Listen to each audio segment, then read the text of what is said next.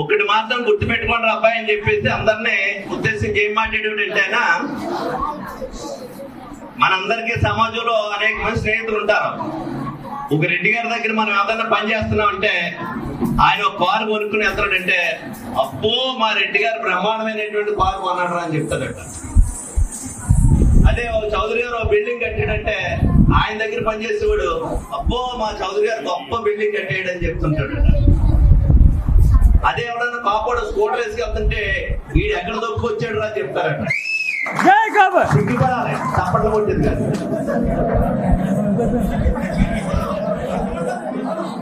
తప్పట్లు కొట్టింది కాదు, సిగ్గుపడాలి. అంటే ఒకటి మాత్రం గుర్తుపెట్టుకోండి అబ్బాయి అని చెప్పేసి అందరినీ ఉద్దేశించి ఏం మాట్లాడేవాడు అంటే ఆయన, మనందరికీ సమాజంలో అనేక మంది స్నేహితులు ఉంటారు.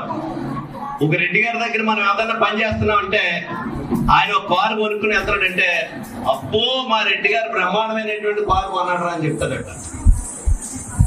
అదే చౌదరి గారు ఒక బిల్డింగ్ కట్టాడంటే ఆయన దగ్గర పనిచేసేవాడు, అబ్బో మా చౌదరి గారు గొప్ప బిల్డింగ్ కట్టాడు అని చెప్తుంటాడు. అదే ఎవడన్నా కాపాడు స్కూటర్ వేసుకెళ్తుంటే వీడు ఎక్కడ దొక్కొచ్చాడు అని చెప్తారట. సిగ్గుపడాలి, తప్పట్లు కొట్టింది కాదు.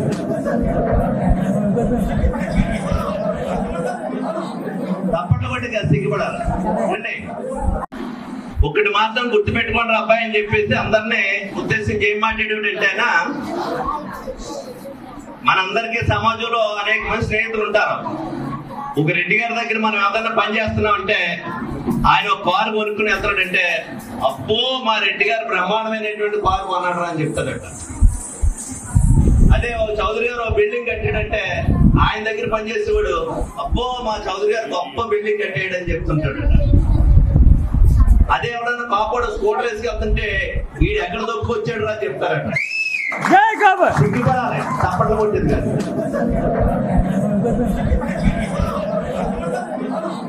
తప్పట్లు కొట్టింది కాదు, సిగ్గుపడాలి. అంటే